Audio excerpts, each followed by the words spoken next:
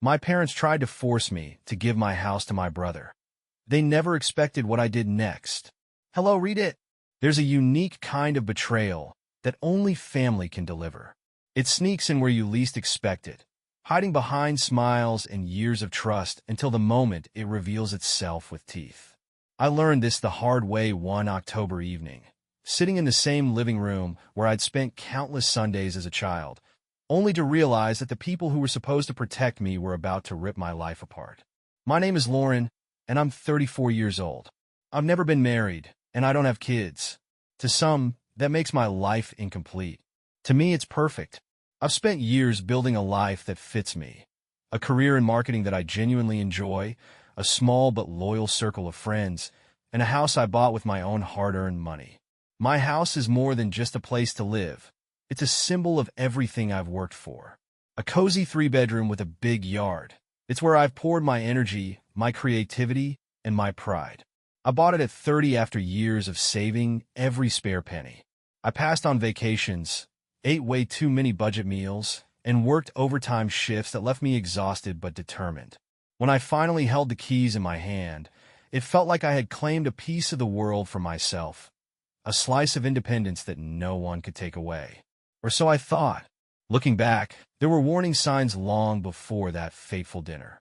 I'd always known that my younger brother, Jason, held a special place in my parents' hearts. He was the golden child, the one who could do no wrong, even when he clearly did. If I had to work hard for every opportunity, Jason seemed to coast by on luck and charm, always landing on his feet with my parents' unwavering support. At first, I thought the favoritism was harmless. Jason and I were different people, and I didn't need constant validation. I was the responsible one, the one who got good grades without being asked and quietly handled my own problems. Jason, on the other hand, was the fun one, the kind of person who could show up late to everything and still be greeted with laughter and indulgence. But over time, the disparities between us became harder to ignore. When Jason struggled in school, my parents paid for tutors. When I struggled, they told me to just try harder. When Jason totaled his first car, they bought him another one within a week. When I needed a car, I spent a summer flipping burgers to afford a used one with a broken air conditioner. It wasn't outright cruelty. It was a pattern of neglect disguised as fairness, as if my independence somehow made me less deserving of their care. I told myself it didn't matter. I had my own path, my own goals. While Jason drifted from one impulsive decision to the next, dropping out of college, marrying young, having kids he wasn't ready for, I stayed focused. I worked hard, built a career, and eventually bought the house I'd dreamed of for years. And yet, sitting in my parents' living room that night, it became painfully clear just how little my accomplishments meant to them. The evening had started like so many others. My parents had invited me over for dinner, a regular tradition that I usually enjoyed. Jason and his wife, Amanda, were there too, along with their 2 kids, who were busy turning the living room into a disaster zone of toys and crumbs. It felt like any other family gathering, loud, chaotic, and a little exhausting, but comforting in its familiarity. But as the night went on, I noticed a strange tension in the air. My parents exchanged glances over dinner, their smiles strained in a way I couldn't quite place. Jason was quieter than usual, almost like he was avoiding eye contact. I brushed it off as my imagination, but when my dad cleared his throat and started talking about my house, everything clicked. At first, it was subtle. They spoke about how much space I had, how big the yard was, how expensive the housing market had become. The conversation felt harmless at first, almost casual, but there was an undercurrent I couldn't ignore. My parents weren't just making observations. They were building a case. The reality of what they were asking hit me like a freight train. They thought I should give up my house, not sell it on my own terms or move when I was ready, but hand it over to Jason and Amanda so they could have more space for their growing family. To them, it was practical, logical. I was single, after all, and didn't need all that room. It wasn't about the house, not really. It was about what the house represented, my independence, my success, my refusal to conform to the life they thought I should be living. By asking me to give it up, they weren't just asking for bricks and mortar. They were asking me to sacrifice a piece of myself, to shrink my life so Jason could expand his. The rest of the evening passed in a blur. I barely remember the drive home, my thoughts consumed by a mix of anger, disbelief, and something deeper, something that felt a lot like grief. I'd always known my parents had a blind spot when it came to Jason, but I never thought they'd go this far. In their eyes, I wasn't a person with my own dreams and boundaries. I was an accessory to Jason's life, a placeholder whose accomplishments were meaningless without a husband or children to validate them. But as I sat in the quiet of my own living room that night, surrounded by the life I'd built with my own two hands, something inside me shifted. I realized I wasn't just angry, I was determined. This wasn't just about a house. This was about standing up for myself in a way I never had before. My parents and Jason might have seen me as the quiet, dependable one, but they were about to learn something new. I'm not afraid to fight for what's mine. They thought they could guilt me into submission, but they had no idea who they were dealing with. Driving home that night, the chill in the October air felt sharper than usual, as if the world itself was reflecting the unease in my chest. The streetlights cast long shadows across my neighborhood, and for the first time, the sight of my house, a place that had always been my refuge, felt different. It didn't look like the safe haven I had carefully built over the years. Instead, it looked like something under siege, a battleground my own family had chosen to invade. I parked in my driveway, staring at the house for a moment before stepping out of the car. The porch light was on, glowing warmly against the autumn night, and the sight of it hit me in a way I hadn't expected. This was my sanctuary. I had painted that porch myself during a humid summer, cursing the mosquitoes and laughing with friends who had come to help. I had planted the flower beds flanking the front steps, choosing every bloom with care. I had worked late nights, skipped vacations, and sacrificed so much to make this place my own, and now my family wanted to take it away. As I stood there, letting the cool air wash over me, the events of the evening replayed in my mind, sharper now than they had been in the moment. My parents hadn't asked, they had assumed. They had looked me in the eye and laid out their plan, as if my life, my home, and everything I had worked for was negotiable. Jason needed it more, they said. Jason deserved it more. And why? Because he had a family, and I didn't. The realization hit me with a mix of anger and heartbreak. To them, my life wasn't enough. I wasn't enough. Inside, the quiet of my living room was almost overwhelming. I dropped my bag by the door and leaned against the wall, taking in the familiar details of the space. The worn rug I had picked out at a flea market. The bookshelf I had built with my own hands. The gallery wall filled with photos from years of travels and memories. Moments that had defined my life, even if they didn't fit the mold my parents valued. That night, I couldn't sleep. I tossed and turned, my mind cycling through waves of anger, sadness, and defiance. The more I thought about it, the clearer it became that this wasn't just about the house. It wasn't even about Jason. It was about a lifetime of being made to feel like my worth was tied to other people's expectations. The next morning, I woke up with a resolve I hadn't felt in years. This time, I wasn't going to let them guilt me into submission. This time, I was going to fight. I started with the practical steps. My house was fully paid off, and the title was in my name alone, but I wasn't taking any chances. I dug out the deed and other important documents, organizing everything into a neat folder. Then I made copies, both digital and physical, storing them in multiple locations just in case. I also began researching ways to further secure my property, learning about legal protections I could put in place. It was empowering in a way I hadn't expected. For so long, I had let my family's opinions shape the way I saw myself. Now, every action I took felt like reclaiming a piece of my identity, a reminder that I had the right to live my life on my own terms. But I knew the battle wouldn't just be fought with documents and legalities. My family didn't operate that way. My parents were masters of emotional manipulation, and Jason knew how to play the victim better than anyone I'd ever met. I could already hear the arguments they'd make, the guilt trips they'd lay out as if they were rehearsed lines from a script. Lauren, why can't you just help your brother? He has a family to think about. You don't need all that space. You're being selfish. For a moment, I felt the familiar tug of doubt. Was I being selfish? Was I wrong to hold on so tightly to something when it could help someone else? But then I thought about everything I had sacrificed to get here. The long hours, the sleepless nights, the dreams I had put on hold. Jason hadn't made those sacrifices. He hadn't earned this. The guilt evaporated, replaced by a simmering anger. This wasn't about helping Jason. This was about my family's inability to see me as a whole person, to value me for who I was instead of what I lacked. Over the next few weeks, I kept my distance from my family. I needed space to think, to plan, and to protect my peace. I ignored their calls and texts, knowing full well that any conversation would lead to more guilt and manipulation. Instead, I focused on the life I had built outside of them. I threw myself into work, finished a creative project I had been putting off for months, and reconnected with friends who had always been there for me. For the first time in a long time, I felt free. But that freedom didn't last. One Friday evening, as I was unwinding with a glass of wine and a book, my phone buzzed with a notification. It was a message from my mom. "We need to talk," it read. The words sat on the screen, glaring at me like a threat.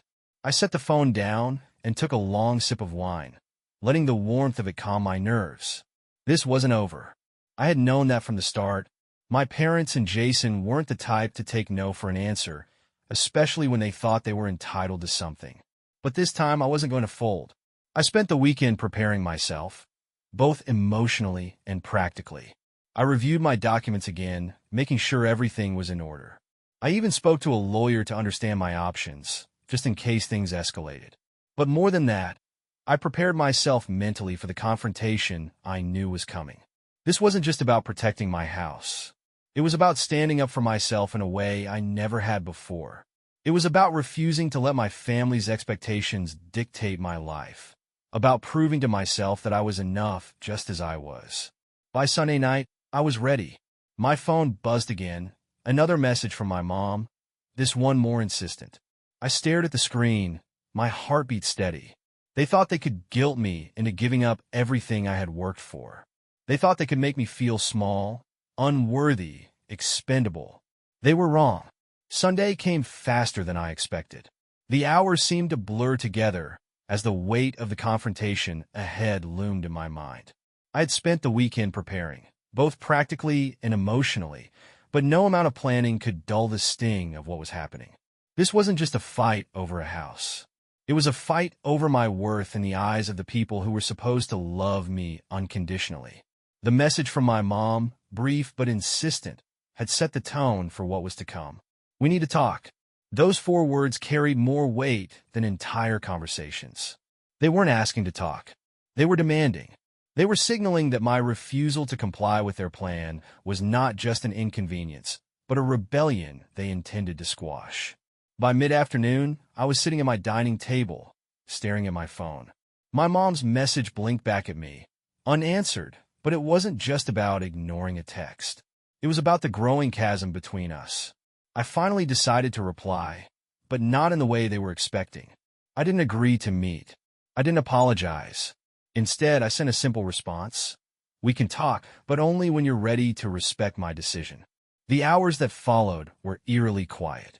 No phone calls, no texts, nothing but the hum of the world outside my windows. At first, I thought they might finally understand that I wasn't going to cave. But deep down, I knew better. It was around 7 p.m. when my phone rang. The name on the screen didn't surprise me. My dad. His call was exactly what I had anticipated. My parents rarely acted alone. When one couldn't convince me, the other stepped in, and together they played a game of persistence that most people couldn't withstand. I didn't answer. Instead, I let it ring until it stopped, and then I stared at the screen, watching the notification of his voicemail appear. I didn't listen to it.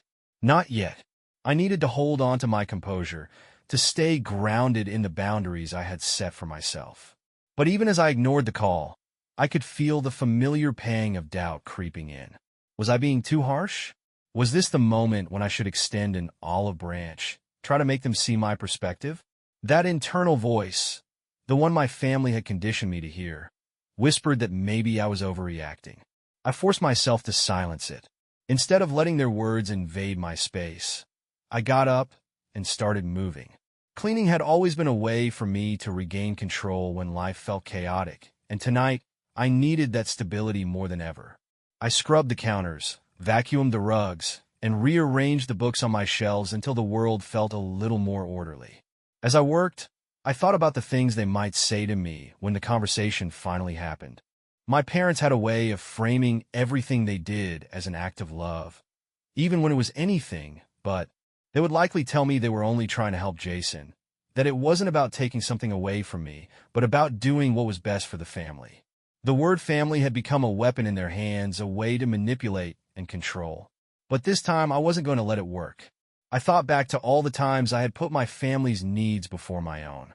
The late nights I spent helping Jason with homework when he couldn't be bothered to do it himself. The money I had loaned him when he was struggling to pay his bills. Money I never saw again. The countless sacrifices I had made, thinking it would earn me their respect, their pride, their love. But it never had. The realization hit me like a wave, both painful and freeing. I had spent so much of my life trying to prove myself to them, but no matter how much I achieved, it was never enough. In their eyes, I would always be second to Jason, the one who needed their help more, the one whose choices always seemed to outweigh mine. That night, I finally listened to the voicemail. My dad's voice was calm but firm, the kind of tone that carried an undercurrent of authority. He asked me to come over, said they just wanted to have a conversation about everything and find a way to move forward as a family. The words didn't surprise me. They were carefully chosen, designed to sound reasonable, while pushing me back into the role I had always played. The mediator, the fixer, the one who made peace at her own expense. But I wasn't that person anymore. Instead of calling back, I opened my laptop and started writing an email. I had always been better with words when I had time to think, to organize my thoughts into something coherent. My message was brief, but clear. I understand you want to talk, but my decision about the house is final. I worked hard to build the life I have, and I won't let anyone take that away from me. If you're willing to respect that, I'm happy to have a conversation. If not, there's nothing more to discuss. I hit send before I could second-guess myself. And then I closed the laptop, letting out a breath I hadn't realized I was holding. In the days that followed, the silence from my parents was deafening. I knew them well enough to know they weren't giving up. They were regrouping. The next move was coming, and I had no doubt it would be bigger, bolder, and even harder to face. But I was ready. This wasn't just about protecting my house anymore. It was about protecting my dignity, my boundaries, and the life I had fought so hard to create. My family might see me as the same quiet, dependable Lauren who had always put them first, but they were about to learn something new. I wasn't fighting for their approval anymore. I was fighting for myself. Silence is rarely just silence. It can be a sanctuary, a moment of peace, but it can also be the quiet edge of a blade, waiting to strike. The days after my parents' last message were consumed by that silence, a tension that wrapped itself around me like a coiled spring. They didn't call, didn't text, didn't try to barge into my life with another conversation. And for a fleeting moment, I allowed myself to believe they'd finally understood. But with my family, I should have known better. I spent those days trying to focus on my life. Work offered a sense of normalcy, a way to channel my restless energy. I threw myself into tasks with almost manic determination, staying late to tackle projects I normally would have left for later. My coworkers noticed my intensity, but they didn't comment, at least not directly. Evenings were harder. The quiet of my house, usually so comforting, felt oppressive. I found myself moving from room to room, tidying things that didn't need tidying, rearranging shelves I'd already rearranged a dozen times. I wasn't just passing time, I was grounding myself. My home had always been my sanctuary, but now it felt like a fortress under siege, a place I had to defend. The knock came on a Saturday afternoon. It was the kind of day that couldn't decide whether to rain or shine, the sky shifting between gray clouds and fleeting bursts of sunlight. I was sitting in the backyard with a cup of tea and a book I wasn't really reading, my mind too preoccupied to focus on the words. When I heard the knock, my heart sank. It was deliberate, purposeful, too familiar to be a neighbor or a delivery. I already knew who it was. My parents stood on the porch, side by side like a united front. My mom's expression was a careful mix of concern and determination, while my dad's face was harder to read. Neutral, but not without purpose. They weren't here to negotiate. They were here to make their case. I hesitated for a moment, gripping the door frame tightly as I debated what to do. Part of me wanted to shut the door and pretend I wasn't home, but I knew that would only delay the inevitable. This confrontation had been building for weeks, and avoiding it would only make it worse. I stepped aside to let them in, and they walked into my living room like they owned the place. My mom's eyes flicked around the room, taking in the familiar details with an air that felt almost possessive. My dad followed her lead, his expression calm but unreadable. I didn't offer them tea or coffee. I didn't invite them to sit. Instead, I stood across from them, my arms crossed over my chest, and waited for them to speak. My mom was the first to break the silence. She started with the same arguments I had already heard about family, about sacrifice, about how much Jason and Amanda were struggling. She talked about the importance of helping each other, about how much it would mean to them if I just did the right thing. Her words were polished, rehearsed, as though she had practiced them in the mirror. My dad chimed in occasionally, his voice calm and measured, but it was clear that my mom was steering the conversation. Together, they painted a picture of Jason as the struggling underdog, the devoted father who just needed a little help to make things work. But beneath their words was a current of guilt, a subtle but deliberate attempt to make me feel selfish for saying no. As they spoke, I felt my anger simmering just beneath the surface. Their arguments weren't just manipulative, they were dismissive. They weren't here to listen or understand. They were here to convince me that my life, my choices, and my boundaries didn't matter. When they finally paused, I took a deep breath and began to speak. I told them everything I had been holding back for years. How it felt to always come second to Jason, to have my accomplishments overlooked and my sacrifices ignored. How I had spent my entire life trying to prove myself, only to be told, again and again, that I wasn't enough. I reminded them of all the times I had helped Jason, the money I had loaned him, the support I had given him, the countless ways I had put his needs before my own. And then I told them, as calmly and clearly as I could, that this was where I drew the line. This house, I said, is mine. I worked for it. I earned it. And I'm not going to give it up. For a moment, the room was silent. My mom looked at me like I had just slapped her. My dad avoided my eyes, his expression unreadable. For a brief moment, I thought I had finally broken through. But then my mom shook her head, her expression hardening into something colder. She told me she understood how I felt. But this wasn't about the past. It was about family, about doing what was right. She said I was letting my pride and my anger get in the way of something bigger than myself. Her words were a slap in the face, but they didn't surprise me. In her eyes, I would always be the selfish one, the one who wasn't willing to help. By the time they left, the air in my house felt heavier, like their disappointment had settled into the walls. They didn't slam the door or raise their voices. They just walked away, leaving me with the sinking feeling that this wasn't over. I sat down on the couch, my hands shaking as I replayed the conversation in my mind. No matter what I said, no matter how much I explained, they would never see me as more than an extension of Jason's life. They would never understand that my worth wasn't tied to a husband or children, that my life was valuable in its own right. But as I sat there, the anger that had simmered beneath the surface began to rise. This wasn't just about protecting my house anymore. This was about standing up for myself, about refusing to let their expectations dictate my life. I wasn't the same Lauren they had always known, the quiet, dependable daughter who always put the family first. That version of me was gone. This time, I wasn't just fighting for a house. I was fighting for my freedom, my dignity, and my future. The days after my parents' visit were a strange mix of emotions. I had thought standing up for myself would feel like a victory, like I had finally broken free from the weight of their expectations. But instead, I felt drained, like I had been hollowed out by the confrontation. The silence that followed their departure was deafening, but it wasn't the silence of resolution. It was the silence of a battle left unfinished. I threw myself into my usual distractions, work, projects around the house, long walks through the neighborhood. But no matter how much I tried to move forward, the confrontation lingered in my mind like a bruise I couldn't stop pressing. I kept replaying my mom's words, the disappointment in her voice, the way she had dismissed my feelings as if they were irrelevant to the larger family picture. And then the letter arrived. It came in a plain, white envelope, neatly addressed in my mom's familiar handwriting.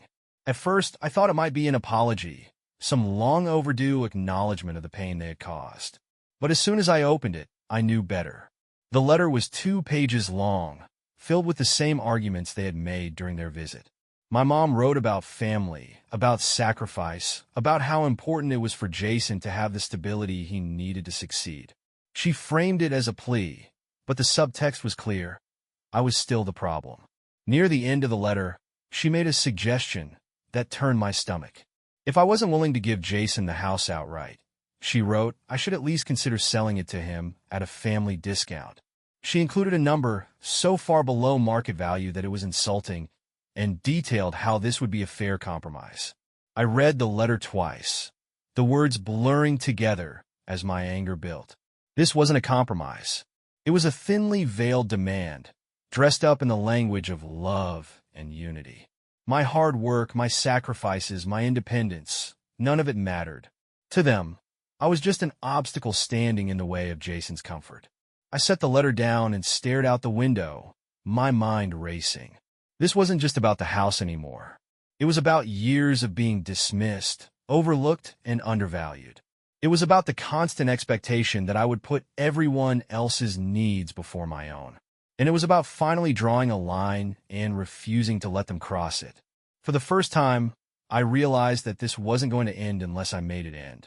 I spent the next few days taking action. I called my lawyer, explaining the situation in detail, the guilt trips, the manipulation, the persistent attempts to undermine my ownership of the house. She listened patiently, her tone professional but sympathetic, and walked me through the steps I could take to protect myself. Over the next week, I updated every legal safeguard I could think of. I reviewed the title, added additional layers of protection, and made sure there was no possible way for anyone to challenge my ownership. It was tedious and expensive, but it was worth every penny for the peace of mind it gave me. But protecting the house wasn't enough. I needed to protect myself, too. I sat down at my desk one evening and started drafting a letter to my parents. I knew a phone call wouldn't work. They would interrupt, deflect, twist my words. I needed to lay everything out clearly and firmly, without leaving room for misinterpretation. The letter was one of the hardest things I've ever written. I poured everything into it. Years of frustration, pain, and disappointment that I had kept bottled up for so long. I told them how their actions had hurt me, how their constant favoritism had made me feel invisible, how their attempts to take my house were the final straw. But more importantly, I told them what I needed. I told them I needed space. I needed them to respect my boundaries, to stop treating me like a resource they could use to solve Jason's problems. I told them that I loved them, but I couldn't continue to be part of a dynamic that left me feeling so small. When I finished, I read the letter 3 times before sealing it in an envelope. Then I dropped it in the mailbox and walked away, my heart pounding. Their response came a few days later, in the form of a phone call from my mom. Her voice was calm, almost cold, as she told me she was disappointed in my decision. She said she had hoped I would understand the importance of family, that I would rise above my anger and do what was right. Her words stung, but they didn't break me. For the first time in my life, I felt a sense of clarity, a certainty that I was doing the right thing, even if it meant disappointing them. I told her as much. I told her that I loved her, but my decision was final. My life was my own, and I wasn't going to sacrifice it for anyone else's comfort. She didn't yell or argue. She simply hung up, leaving a silence that felt heavier than any shouting match ever could. In the weeks that followed, the fallout was both painful and freeing. My parents stopped calling, stopped texting, stopped trying to guilt me into submission. Jason didn't reach out at all, which didn't surprise me. I had always been a resource to him, not a sister. At first, the distance felt like a loss. I had spent so much of my life trying to earn their approval, trying to be the daughter they wanted me to be. Letting go of that need felt like tearing out a part of myself, and for a while, I wasn't sure what was left. But as the days turned into weeks, something shifted. The silence that had once felt suffocating began to feel like freedom. Without their voices in my head, I started to hear my own. My house felt different too. It wasn't just a symbol of my hard work anymore. It was a reminder of my resilience, of my ability to stand up for myself and fight for what was mine. Months later, I heard through mutual friends that Jason and Amanda had found a house, a modest rental not far from my parents. They were managing just like I had known they would. My parents were still distant, but I was okay with that. For the first time in my life, I wasn't living for them. I was living for me, and that, more than anything, felt like victory.